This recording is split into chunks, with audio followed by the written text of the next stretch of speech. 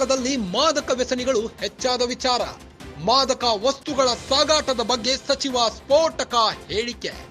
ಕರ್ನಾಟಕಕ್ಕೆ ಆಂಧ್ರ ಪ್ರದೇಶದಿಂದ ಸಪ್ಲೈ ಆಗ್ತಿದೆ ಡ್ರಗ್ಸ್. ಧಾರವಾಡದಲ್ಲಿ ಕಾರ್ಮಿಕ ಸಚಿವ ಸಂತೋಷ್ ಲಾಡ್ ಹೇಳಿಕೆ. ಮಾಹಿತಿ ಪ್ರಕಾರ ಆಂಧ್ರ ಪ್ರದೇಶದಿಂದ ಡ್ರಗ್ಸ್ ಬರುತ್ತಿದೆ. ಜನಪ್ರತಿನಿಧಿಗಳಷ್ಟೇ ಜನರ ಮೇಲೂ ಜವಾಬ್ದಾರಿ ಇದೆ. ಡ್ರಗ್ಸ್ ಬಗ್ಗೆ ಸಾರ್ವಜನಿಕರ ಮೇಲೂ ಜವಾಬ್ದಾರಿ ಇದೆ. ಈ ವಿಷಯದಲ್ಲಿ ಸಾರ್ವಜನಿಕರು ಜಾಗೃತರಾಗಿರಬೇಕು. 32,000 ಕೋಟಿ ಮೌಲ್ಯದ ಅಫೀಮು ಭಾರತಕ್ಕೆ ಬರುತ್ತಿತ್ತು. ಅಫ್ಘಾನಿಸ್ತಾನದಿಂದ ಭಾರತಕ್ಕೆ ಅಫೀಮು ಬರುತ್ತಿತ್ತು. ಎಲ್ಲ ಮಲ್ಟಿ ಸೆಕ್ಟರ್ಗಳಿಂದಲೂ ಭಾರತಕ್ಕೆ ಡ್ರಗ್ಸ್ ಸಪ್ಲೈ ಆಗ್ತಿದೆ. ಧಾರವಾಡದಲ್ಲಿ ಕಾರ್ಮಿಕ ಸಚಿವ ಸಂತೋಷ್ ಲಾಡ್ ಹೇಳಿಕೆ ನೀಡಿದ್ದಾರೆ.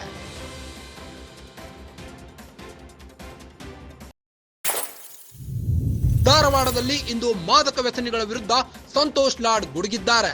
ಕರ್ನಾಟಕದಲ್ಲಿ ಮಾದಕ ವ್ಯಸನಿಗಳು ಹೆಚ್ಚಾದ ವಿಚಾರವಾಗಿ ಮಾದಕ ವಸ್ತುಗಳ ಸಾಗಾಟದ ಬಗ್ಗೆ ಸಚಿವ ಸ್ಫೋಟಕ ಹೇಳಿಕೆ ನೀಡಿದ್ದಾರೆ. ಕರ್ನಾಟಕಕ್ಕೆ ಆಂಧ್ರ ಪ್ರದೇಶದಿಂದ ಸಪ್ಲೈ ಆಗ್ತಿದೆಯಂತೆ ಡ್ರಗ್ಸ್. ಮಾಹಿತಿ ಪ್ರಕಾರ ಆಂಧ್ರ ಪ್ರದೇಶದಿಂದ ಡ್ರಗ್ಸ್ ಬರುತ್ತಿದ್ದು ಜನಪ್ರತಿನಿಧಿಗಳಷ್ಟೇ ಅಲ್ಲದೆ ಜನರ ಮೇಲೂ ಜವಾಬ್ದಾರಿ ಇದೆ ಎಂದಿದ್ದಾರೆ. ಡ್ರಗ್ಸ್ ಬಗ್ಗೆ ಸಾರ್ವಜನಿಕರ ಮೇಲೂ ಜವಾಬ್ದಾರಿ ಇದೆ ಎಂದಿದ್ದಾರೆ. ಈ ವಿಷಯದಲ್ಲಿ ಸಾರ್ವಜನಿಕರು ಜಾಗೃತರಾಗಿರಬೇಕು. 32,000 ಕೋಟಿ ಮೌಲ್ಯದ ಅಫೀಮು ಭಾರತಕ್ಕೆ ಬರುತ್ತಿತ್ತು.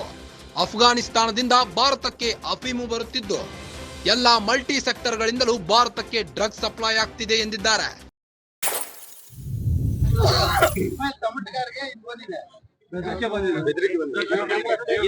ಇಸ್ಮಾಯಿಲ್ ಟಮಾಟಕ ಅವರಿಗೆ ಏನೋ ಜೀವ ಬೆದರಿಕೆ ಬಂದಿದೆ. ನನ್ನ ಮೈಯಲ್ಲಿ ಹುಷಾರಿಲ್ಲ, ಒಂದು ವಾರ ಹುಷಾರಿರ್ಲಿಲ್ಲ. ನಾನು ಕಮಿಷನರ್ಗೆ ಆಲ್ರೆಡಿ ಮಾತನಾಡಿದ್ದೀನಿ. ಕಮಿಷನರ್ ಸ್ಥಳ ಪರಿಶೀಲನೆ ಮಾಡಿದ್ದಾರೆ. ಸುಮಾರು 5 ಜನಕ್ಕೆ ಅರೆಸ್ಟ್ ಕೂಡ ಮಾಡಾಗಿದೆ. ಮೂರು ಕೇಸ್ಗಳು ಕೂಡ ದಾಖಲಾತಿ ಮಾಡಿದ್ದಾರೆ. ಇನ್ನ ಮುಂದೆ ಈ ವರದಿ ಇದೇನು ಪ್ರಕರಣ ಇದೆ, ಈ ತನಿಖೆನ ಮುಂದೆ ವರದಿದೆ.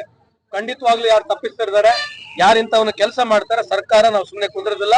ಆಲ್ರೆಡಿ ನಮ್ಮ ಶಶಿ ಇರ್ತಕ್ಕಂಥ ಕಮಿಷನರ್ ಅವರು ಬಹಳ ಪ್ರೊಆಕ್ಟಿವ್ ಆಗಿ ಹೋಗಿ ಸ್ಥಳ ಪರಿಶೀಲನೆ ಮಾಡಿ ನಮ್ಮ ಇದು ಏನು ಇನ್ವೆಸ್ಟಿಗೇಷನ್ ಕಾರ್ಯರೂಪದಲ್ಲಿದೆ.